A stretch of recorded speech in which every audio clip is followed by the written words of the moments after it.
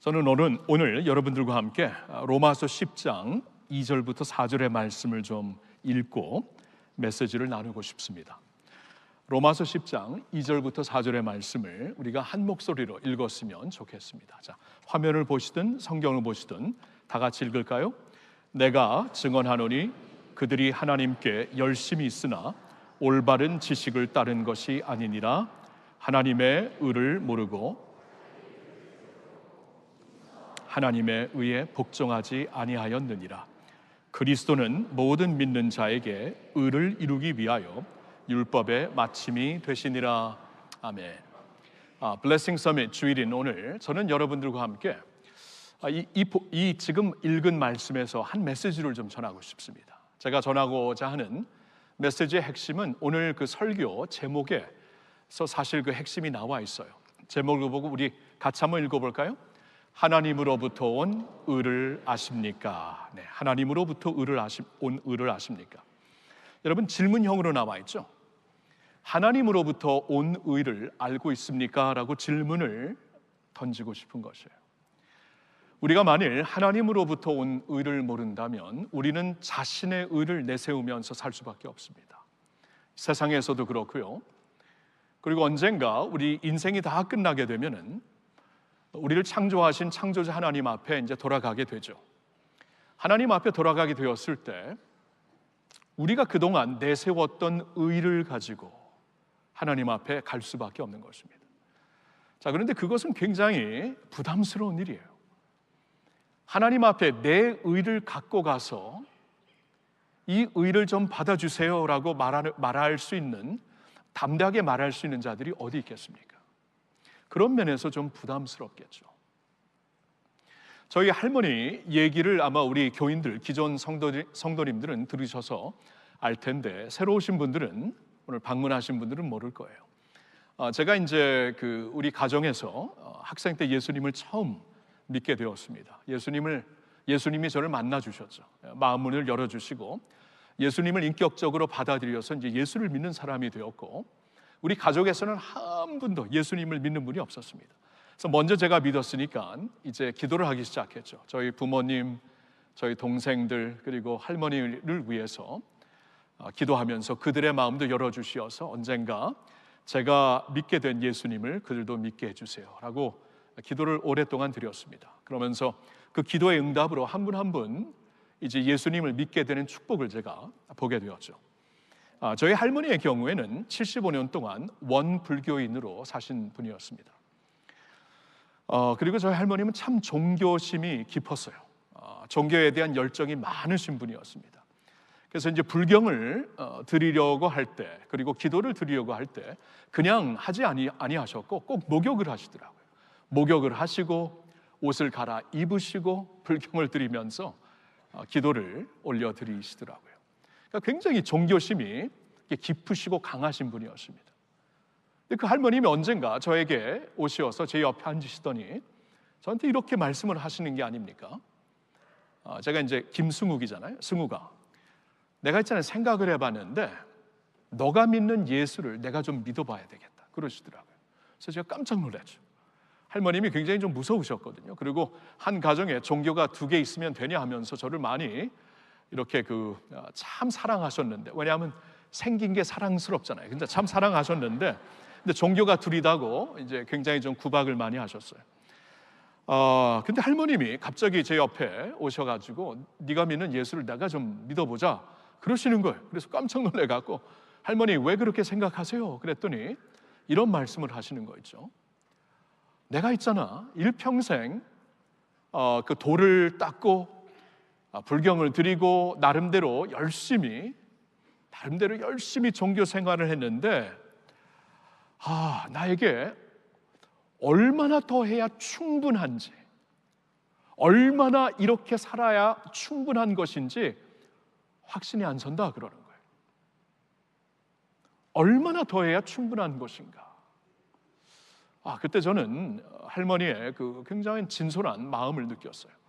일평생 그렇게 아주 정성 들여 기도를 드리시고 돌을 닦으신 할머니이셨지만 얼마나 해야 충분한 것인가 도무지 대답이 안 선다는 것입니다.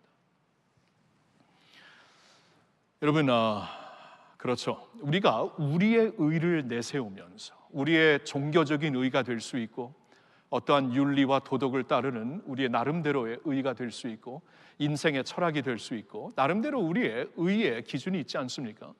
근데 그 의를 하나님 앞에서, 하나님이 계시다면 신 앞에서 얼마나 내가 그 의를 쌓아가는 것이 충분한 것인가, 이건 아무도 대답을 할 수가 없는 것이죠. 여러분, 오늘 본문에 사도 바울이라는 분이 로마에 있는 교인들에게 쓴 편지가 이 서신서로 이제 우리 앞에 나와 있는 하나님의 말씀인데요, 이 서신서 우리가 로마서 10장 2절부터 4절을 읽었는데, 이 말씀에서 사도 바울은 자신의 민족 이스라엘 백성들에 대하여 이렇게 말을 하고 있습니다. 2절을 다시 보니까 내가 증언하노니 그들이 하나님께 열심히 있는데, 열심히 있으나, 이렇게 나와 있죠. 그러니까 사도 바울이 자신의 민족을 보니까, 이스라엘 백성들을 보니까 굉장히 열심히 있는 거예요. 종교적인 열심이 있는 거예요. 여러분, 오늘날 그 유대인들 보시면 굉장히 종교적인 열심이 있지 않습니까? 21세기가 되었는데 그들이 이제 그 입는 전통적인 옷 좀 한번 보세요. 그렇죠? 그리고 막 머리를 자르지 않고 남자들이 이렇게, 물론 그들은 이제 제사장들이지만 그렇게 뭐 수천 년 동안, 3,500년, 4,000년 동안 이런 모습을 지금 지니고 있어요. 굉장히 열심히 있는 분들입니다. 종교심이 강한 분들이에요. 나의 민족을 보는데 종교적으로 열심히, 하나님에 대한 열심이 참 많다라고 그는 지금 증언을 하고 있습니다. 그런데 이런 말씀이 있죠. 2절에 보니까 하나님께 열심히 있으나 올바른 지식을 따른 것이 아니니라. 열심은 있는데 올바른 지식에 따르는 열심이 아니다라고 얘기를 하고 있는 거예요. 제가 한번 쉽게 설명을 해드릴게요. 우리가 공을 열심히 차고 뛰어다니고, 축구를 할 때 공을 열심히 차고 아주 열정적으로 뛰어다니는데, 만약에 바운더리 밖에서 뛰고 있다면, 그렇죠? 이 축구 바운더리 선 밖에서 뛰고 있다면 아무리 공을 갖고 열심히 뛰고 아무리 골인을 많이 할지라도 아무런 소용이 없는 것이죠. 바운더리 안에서 뛰어야 그 열심에 어떠한 그 이득이 있는 것이고 명분이 있는 것이죠. 지금 그 말을 하고 있는 거예요.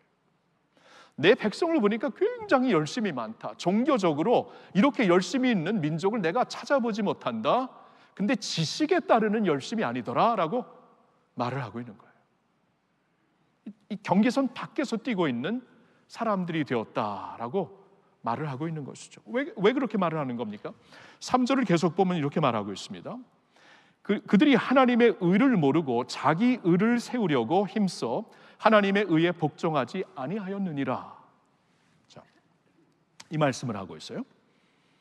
하나님의 의를 모르고, 그러니까 하나님이 우리에게 주시고자 하는 의를 모른 채 자신의 의를 가지고 열심으로 뛰고 있으니까 이건 하나님 앞에 이렇게 연락될 수 있는 의가 아니다. 하나님께 올려드릴 수 있는 의가 아니다라고 얘기를 하고 있는 거예요. 누구보다도 율법을 잘 지키는 백성들입니다. 누구보다도 하나님을 어떻게 보면 경외하는 사람, 두려워하는 사람들입니다. 그런데 그들은 하나님의 의를 받아서 그 의의 옷을 입고 하나님 앞에 나가는 것이 아니라 자신의 의를 강조하면서, 내가 이렇게 열심히 종교 생활합니다, 내가 이렇게 열심히 율법을 지키고 있습니다, 자신의 의를 내세우면서 하나님 앞에 나오려고 하는데, 자신의 의를 내세우면은 얼마나 내세워야 충분한 것인지 알 수가 없잖아요. 여러분이 바울이라는 사람이 원래 그런 사람이었어요. 굉장히 종교적인 열심이 있는 사람이었습니다. 바울이라는 이름이 주어지기 전에 그의 원래 이름은 사울이었거든요. 이 사람은 그 유대 교회에서도 굉장히 강견파인 바리새에 속한 사람이었습니다. 그리고 그는 이 바리새파에서도 가장 위대한 그 율법 학교에서 공부를, 가말리엘 학교에서 공부를 한 사람이었습니다. 그리고 열정이 얼마나 대단했는지 나중에 그가 빌립보 교인들에게 쓴 편지가 서신서로 또한 성경에 나와 있는데, 빌립보서 3장을 보면은 하나님을 향한 열정, 율법을 향한 열정을 어떤 사람도 나의 열정을 능가하지 못했다. 누구보다도 열심으로 살았다. 누구보다도 열심으로 종교 생활했고 누구보다도 열심으로 율법을 지키며 신앙생활했다, 그 말이에요. 그렇게 살았던 자였는데 어느 날 바울이 큰 위기를, 인생의 큰 내면의 위기를 겪게 됩니다. 왜냐하면 율법을 지키면 지킬수록 답이 없는 게 하나가 있어요. 율법을 잘 지키면서 전통적인 신앙생활을 하고 있는데 자신의 속 사람을 들여다보니까 같이 따라오지 않는 거예요. 율법을 잘 지키니까 겉으로 보면은 굉장한 바리새인이죠. 겉으로 보면 굉장한 종교인이죠. 근데 자신의 양심으로 자신을 알잖아요. 내 마음이 그렇게 따라오고 있는가? 내가 사람들에게 인정받는 만큼 내 마음으로 온 마음을 다 들여서 율법을 따르고 있는가? 안 그러는 자신을 발견했기 때문입니다. 도저히 이게 양심적으로 평안이 없는 것이에요.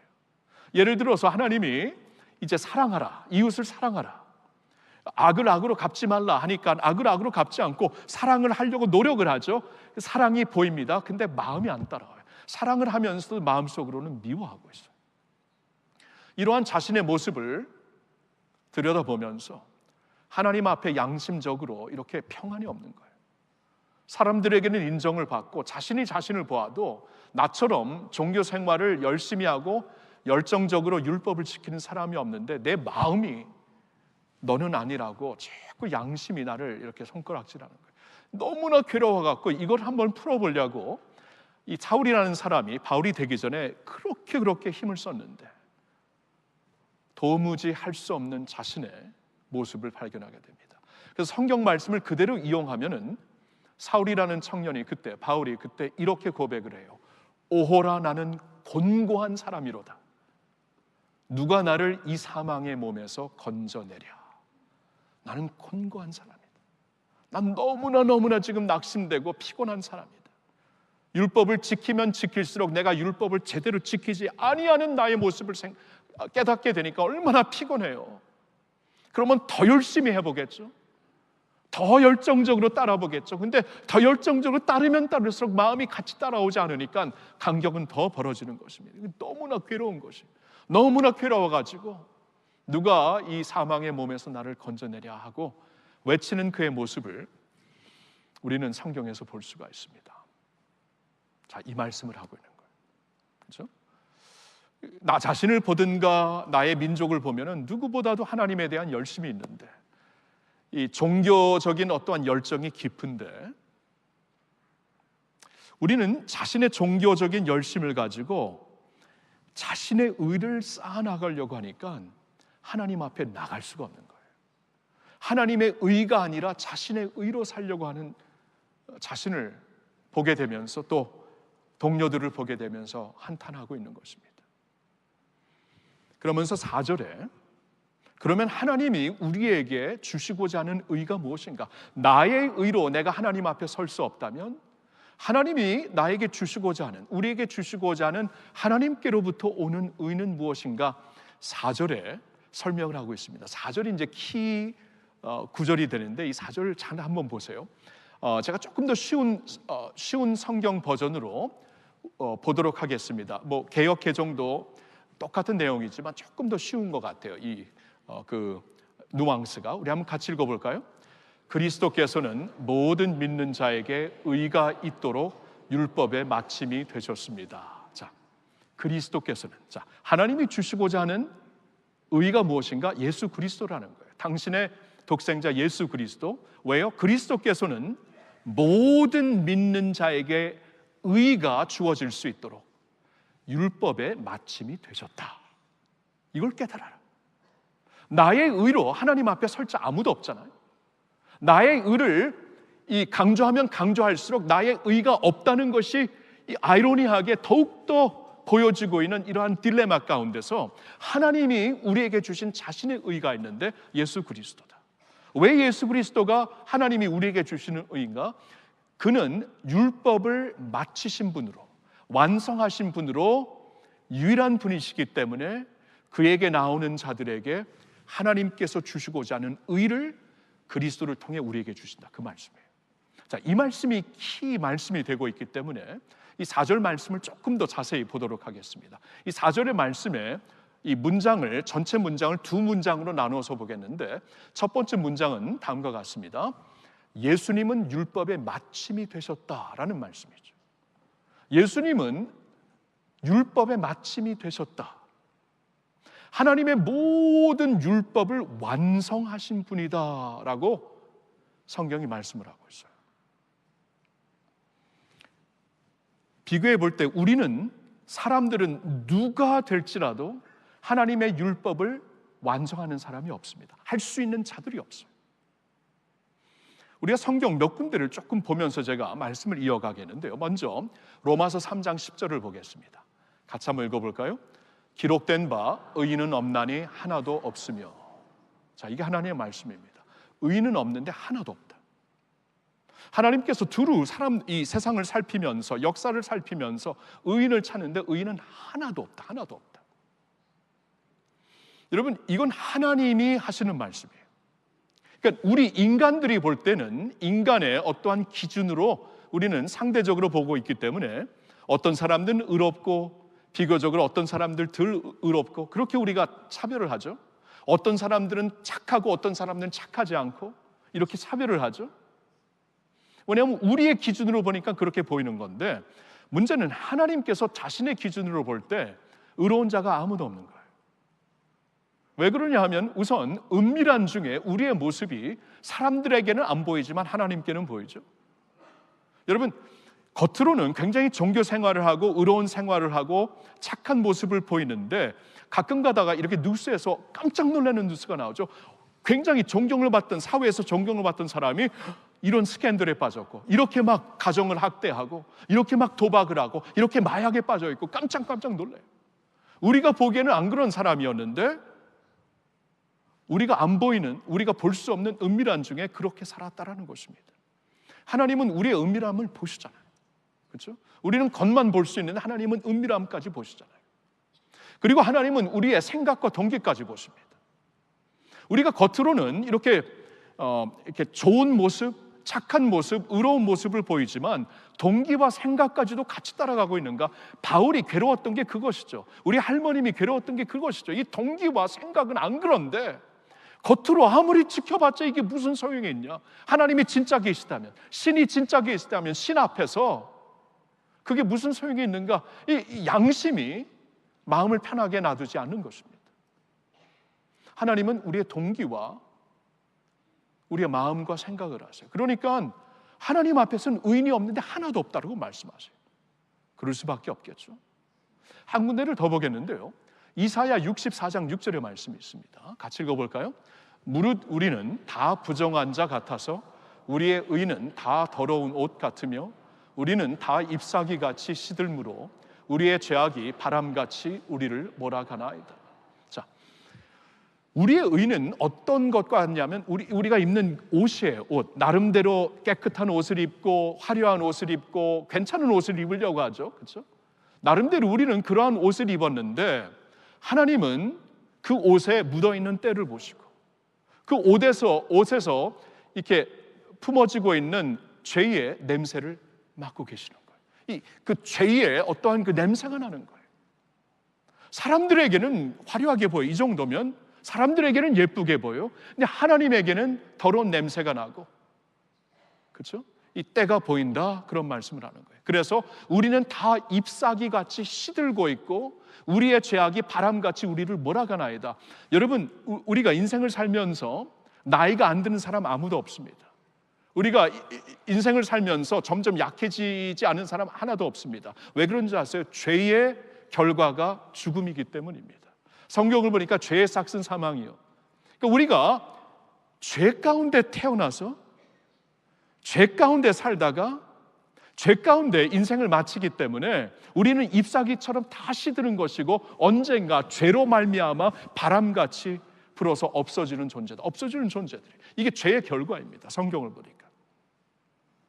그러니까 이렇게 죄 가운데 살고 있으면서 죄의 냄새가 나고 있는데 아무리 치장하고 뭐 이렇게 향수를 뿌리고 그래봤자 무슨 소용이 있겠어요? 하나님께는 더러운 옷의 냄새가 난다라는 것이에요. 이게 주님의 말씀이에요. 너무나 엄청난 말씀이에요. 자, 그런데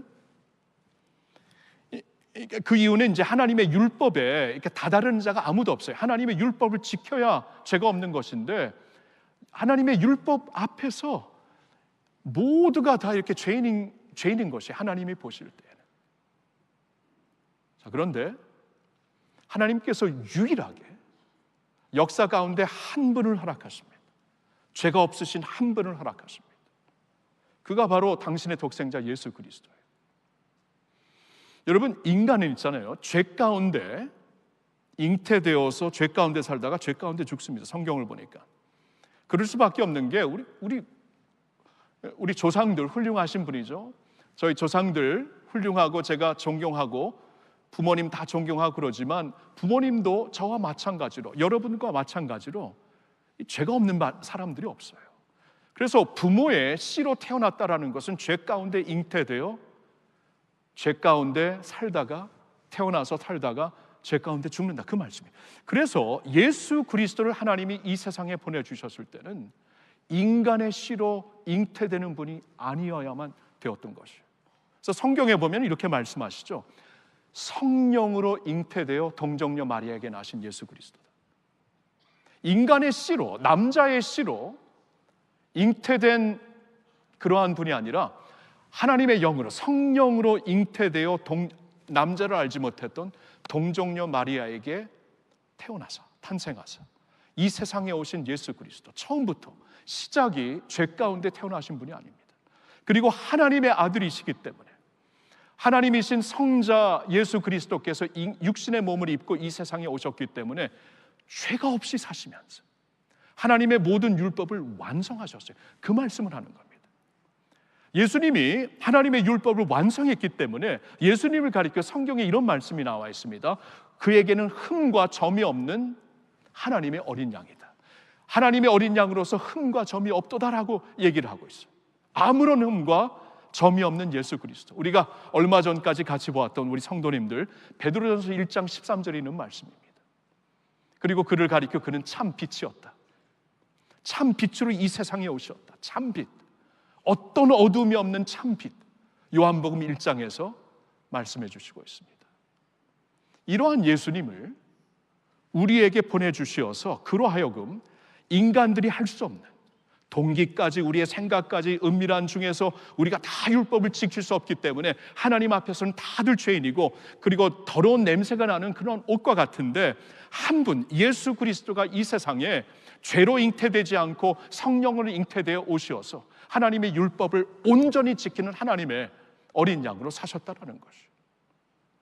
그래서 그분이 율법을 완성하셨기 때문에 그분의 의를 하나님이 보시고 누구든지 그 안에 있는 자들에게는 그가 갖고 있는 의를 우리에게도 주셨다. 이게 하나님이 우리에게 주신 의예요.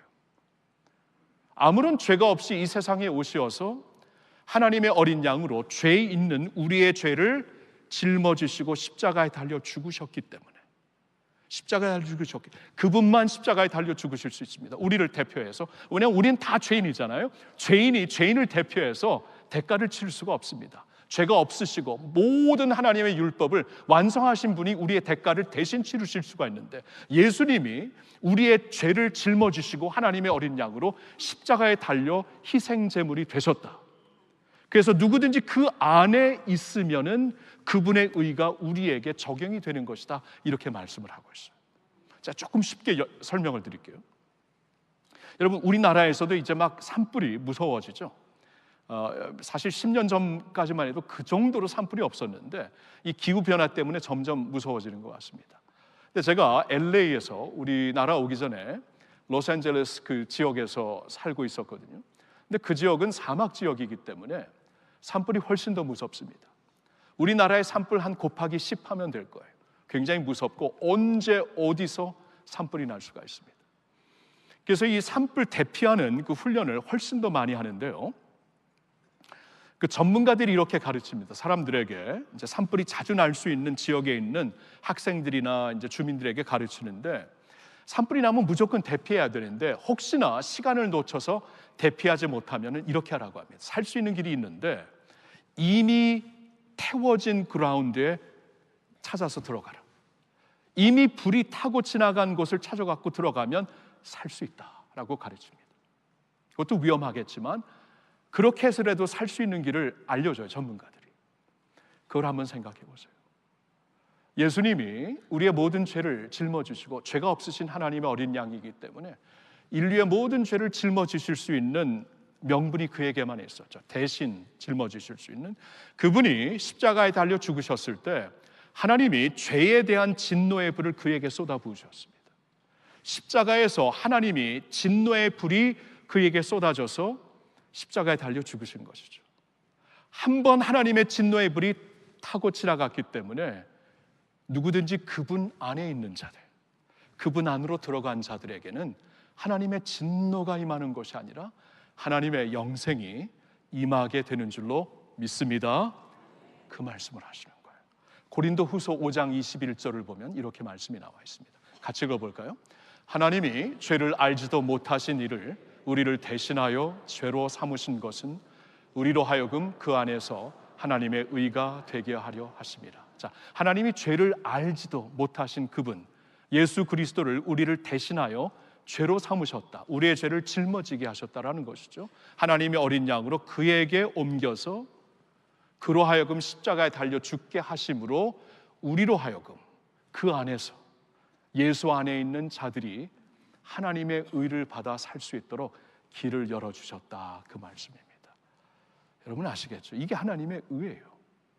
하나님이 우리에게 주시고자 하는 의는 당신의 아들 예수 그리스도입니다. 예수 그리스도를 내가 이렇게 믿음으로 인하여, 그분을 믿는다는 것은 그분을 이렇게 의지하고 인정한다라는 거예요. 내 예수님이 성경에 나온 대로 하나님의 독생자로 이 세상에 오셔서 죄가 없으신 모습으로 오셔서 하나님의 율법을 다 완성하시고 우리를 위하여 대신 십자가에 달려 돌아가신 우리 주님이 되심을 내가 인정합니다. 주님을 의지합니다. 이렇게 예수님을 인정하고 의지하며 믿는 자들에게는 하나님의 의가 임하게 되는 것이다. 이렇게 예수 안에 있는 자들에게 하나님의 의를 주신다. 우리의 의가 아니라 그 의로 살게 하신다라고 말씀을 하는 겁니다. 자, 이 한 문장을 우리가 이해하면 도움이 되고 또 한 문장을 4절에서 보고 싶은데 바로 다음의 문장이 됩니다. 우리 같이 읽을까요?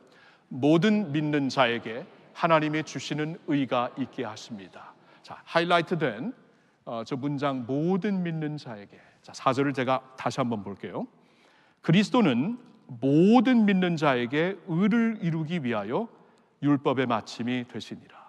모든 믿는 자에게, 예수님을 의지하는 모든 사람들에게, 예수님이 곧 하나님께서 우리에게 공급하시는 의가 되심을 내가 그대로 받아들이고 의지하는 자들, 모든 믿는 자에게 하나님이 주시는 의가 있게 하신다. 모든 믿는 자에게. 여러분 들으셨나요? 모든 믿는 자에게. 우리에게 어떤 사연이 있든, 우리에게 어떤 과거가 있든, 우리에게 어떤 수치가 있든 모든 믿는 자에게 하나님의 의가 있게 하려는 것이다.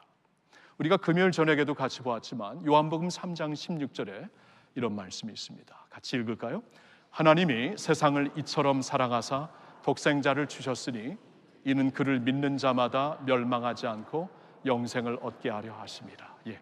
하나님이 세상을 이처럼 사랑하셔서 그 세상에는 여러분이 있고 제가 있습니다. 우리를 이처럼 사랑하셔서 당신의 독생자를 주셨다. 자신의 의로 독생자를 주셨다. 이게 하나님의 의다. 하나님의 선물이다.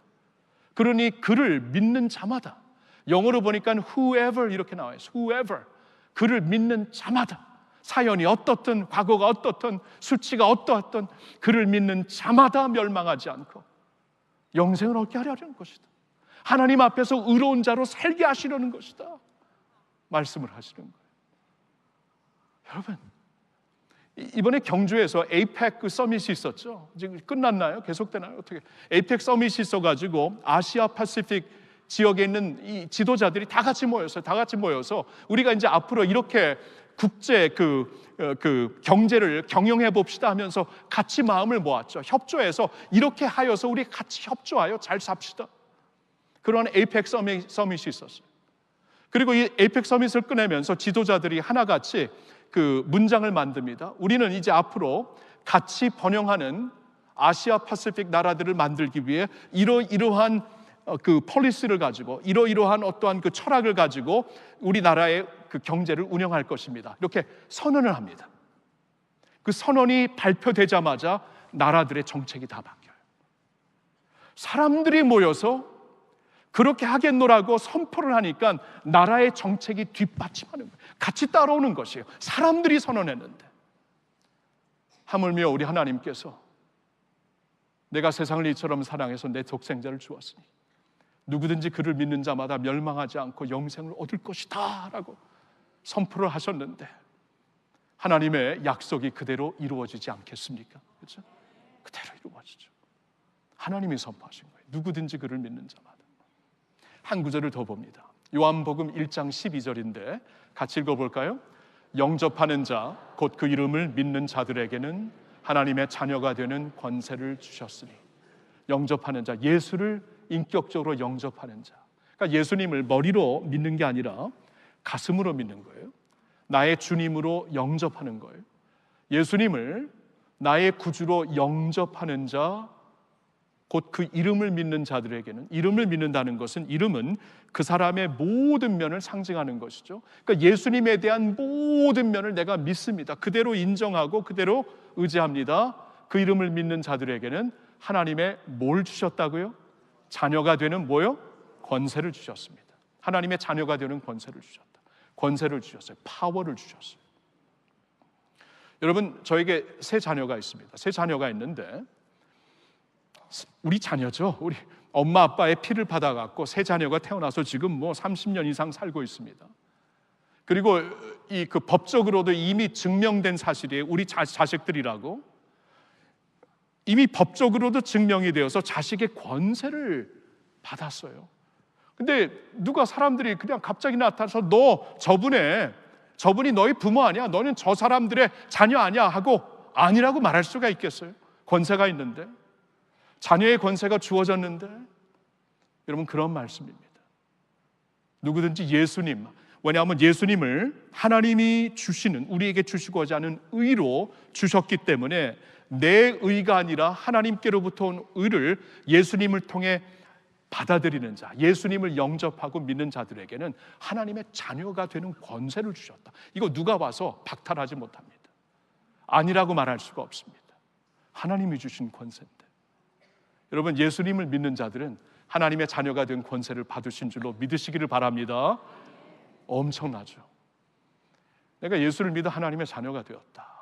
참, 이 세상을 살면서도 이 사실을 붙잡으면 이게 블레싱 서밋이더라고요. 이게 블레싱 서밋. 이게 축복이에요. 여러분, 항상 일이 잘 됩니까? 세상에서 일이 안 될 때도 많잖아요. 세상에서 항상 잔잔한 바람이 붑니까? 무서운 폭풍이 불 때도 있잖아요. 폭풍이 불지만 내가 하나님의 자녀이다. 하나님의 자녀로서 이미 하나님의 의를 받아 구원받은 백성이다. 이렇게 확신이 주어지니까 소망이 있어요. 평안이 있어요. 기쁨이 있어요. 하나님은 우리가 그러한 소망과 기쁨을 알고 살아가기를 원하십니다. 여러분, 오늘 여러분들에게 전하고자 하는 말씀은 이거예요. 우리의 의로 하나님 앞에 나갈 수가 없어요. 사람이 의를 가지고 하나님 앞에 나가 이거 충분하죠 이렇게 말할 수 있는 자 아무도 없죠. 그래서 하나님은 우리에게 자신의 의를 주십니다. 하나님이 주시는 의를 받아야 그 의를 옷 입고 하나님 앞에 나갈 수 있고 나중에 이 세상 떠날 때 하나님께로 나아갈 수 있는 것입니다. 하나님이 우리에게 주시는 의는 다른 게 아닙니다. 당신의 아들 예수 그리스도예요.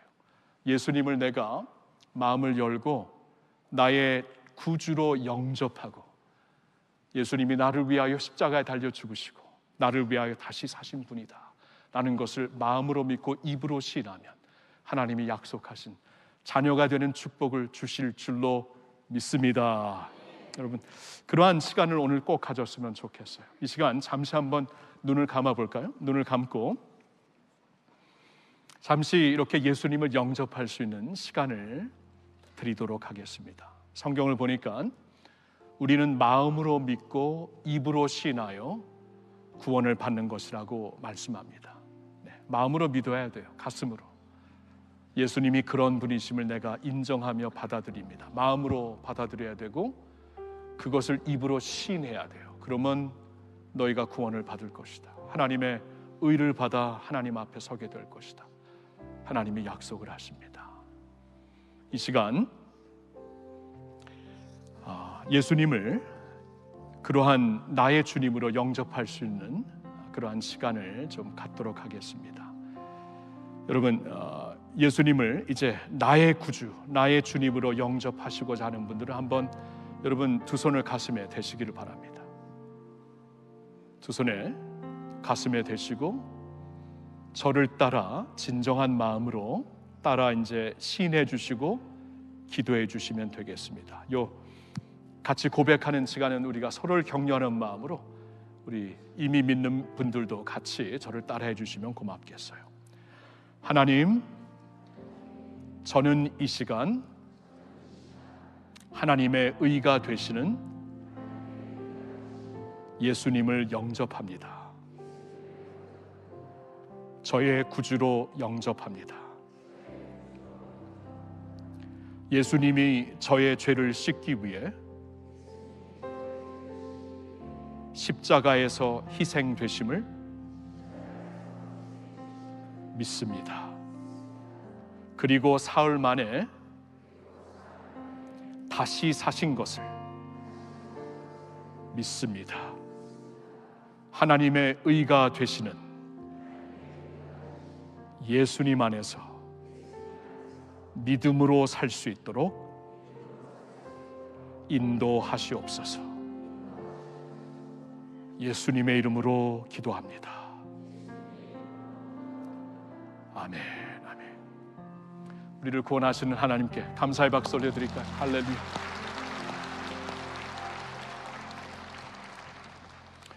여러분, 우리가 진지하게 고백하는 것, 약속하는 것은 엄청난 파워가 있어요.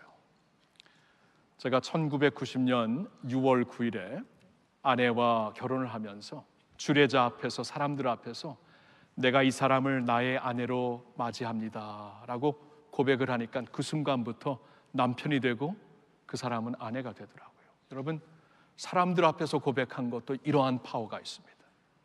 하나님 앞에서 약속하신 대로 예수 그리스도를 고백한 여러분들은 하나님의 자녀가 되신 줄로 믿습니다. 네, 하나님의 자녀가 되셨으면 이제 예수님 안에서 자라가셔야 돼요. 그래서 교회가 있는 것입니다. 우리가 갓 태어난 아기가 되면 자라가야 되잖아요. 젖을 먹고 나중에는 성인의 음식을 먹으면서 자라가야 되지 않습니까? 마찬가지로 하나님의 양식으로 성경을 주셔서 성경을 공부하고 성경을 깨닫고 성경에서 만나는 예수님을 인격적으로 따르며 순종하면서 우리가 믿음 안에서 자라갈 수 있는 것입니다. 그래서 교회가 있는 것이고 예배가 있는 것이고 성도의 교제가 있는 것입니다. 여러분들을 그래서 주님의 교회 안에서 한 성도, 한 지체로 자라갈 수 있는 자리로 여러분들을 초대합니다. 여러분 감사합니다. 축복합니다. 사랑합니다.